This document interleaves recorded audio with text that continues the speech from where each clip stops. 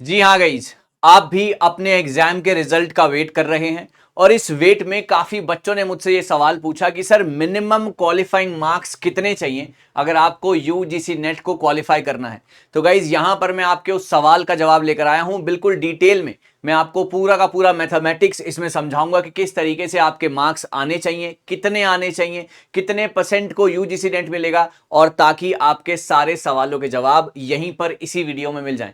सो नमस्कार गाइज, आज मैं निशांत कपूर एक बार फिर से आपका स्वागत करता हूं आपके अपने पीडब्ल्यू यूजीसी नेट में। तो जैसा कि आप लोग मेरे पीछे देख सकते हैं कि यूजीसी नेट 2024 का रिजल्ट अभी जो है आप वेट कर रहे हैं उसका। So minimum qualifying marks UGC net के क्या होंगे?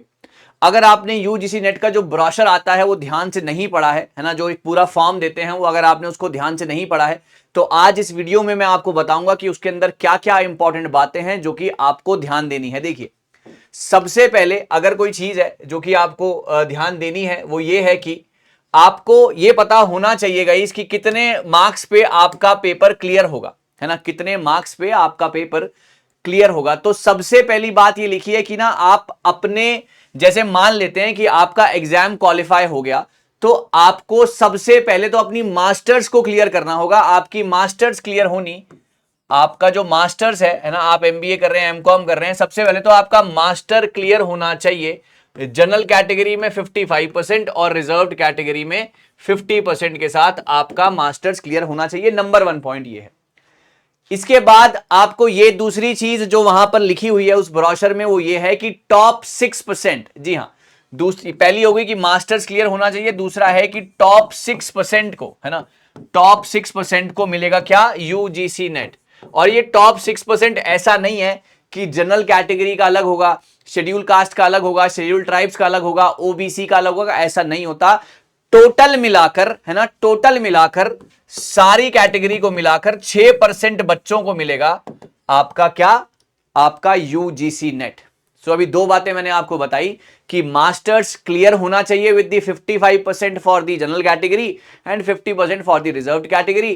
टॉप 6% को मिलता है UGC net from all the categories.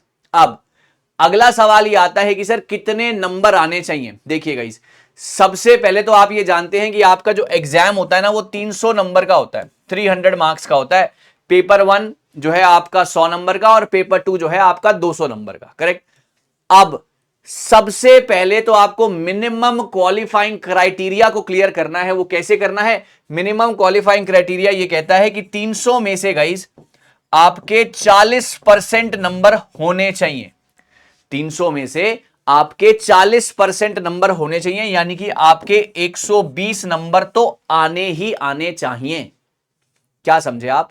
300 number का पेपर होता है, 40% नंबर आपके आने चाहिए, तभी आपका एग्जाम आगे चेक होगा, आपके सब्जेक्ट की कट ऑफ में आप आगे हिस्सेदारी कर पाएंगे। वरना अगर आपके 118 116 नंबर आते हैं तो आप यहीं पर रेस से बाहर हो जाएंगे।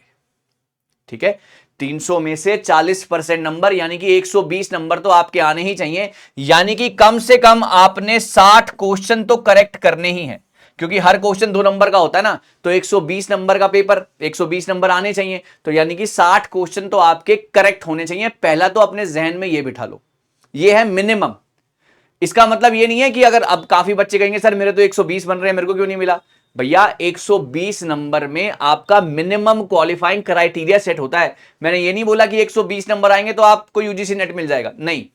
120 नंबर आएंगे तो आप उस रेस में थोड़ा सा और आगे जा पाएंगे। 119 में तो आप वहीं से वापस, करेक्ट, या 118 में तो आप वहीं से वापस। 120 आ गया, मिनिमम पास हो गए। अब आपकी सब्जेक्ट की कट ऑफ देखी जाएगी। जैसे कि कॉमर्स है, राइट, जैसे कि कॉमर्स है, कॉमर्स में मिसाल के तौर पर कह लेते हैं कि पिछली बार 160 जिसके आए थे ना, 160 जिसके आए थे उसको यूजीसी नेट मिला था, मिसाल के तौर पर, है ना। 160 जिसके आए थे उसको यूजीसी नेट मिला था। तो अगर आपके आए ही 118 हैं तो आपका पेपर आगे चेक होगा ही नहीं। अगर आपके 120 मिनिमम आए हैं तब आगे चेक होगा। तो और कितने क्वेश्चन आपके ठीक हैं? अगर आपके भी 80 क्वेश्चन ठीक हो जाते हैं, 160 का मतलब है कि आपके 80 क्वेश्चन ठीक होने चाहिए। तो अगर आपके 80 क्वेश्चन ठीक हो जाते हैं तो आपको यूजीसी नेट मिल जाएगा, है ना। So that is a thing. तो ये है पूरा का पूरा सिलसिला मिनिमम क्वालिफाइंग मार्क्स का जो आपको यूजीसी नेट दिलवा सकता है। तो आई होप अब आपको मेरी बात समझ में आ गई होगी। एक बार रिपीट कर लेते हैं कि मास्टर्स क्लियर होनी चाहिए 55% या 50% के साथ रिस्पेक्टिव कैटेगरी। टॉप 6% को यूजीसी नेट मिलेगा टू ओवरऑल कैटेगरीज। 300 में से अगर 40% 120 नंबर आते हैं तो आप मिनिमम क्वालिफाइंग क्राइटेरिया को पास कर देते हैं। मिनिमम क्वालिफाइंग क्राइटेरिया है ये, इसका मतलब नहीं है कि आपको यूजीसी नेट मिल गया। उसके बाद आपके रिस्पेक्टिव सब्जेक्ट की कट ऑफ देखी जाएगी और अगर आप उस कट ऑफ में लाई करते हैं so you will be awarded with the UGC net certificate. और यूजीसी नेट सर्टिफिकेट मिल गया, आप मास्टर्स के पहले साल में, उसके बाद आपकी लगातार बैक आती गई और आप 2 साल में पार नहीं कर पाए अपना मास्टर्स, तो आपका सर्टिफिकेट इनवैलिड कर दिया जाएगा।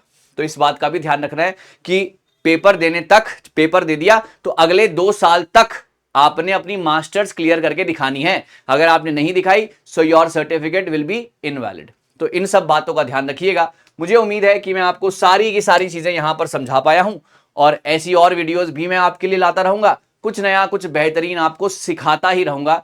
जो भी आपका डाउट है कमेंट सेक्शन में लिखिएगा, उम्मीद करता हूं कि मैं उसका जवाब भी दूं। Thank you so much guys, जल्दी मिलते हैं एक नई वीडियो के साथ।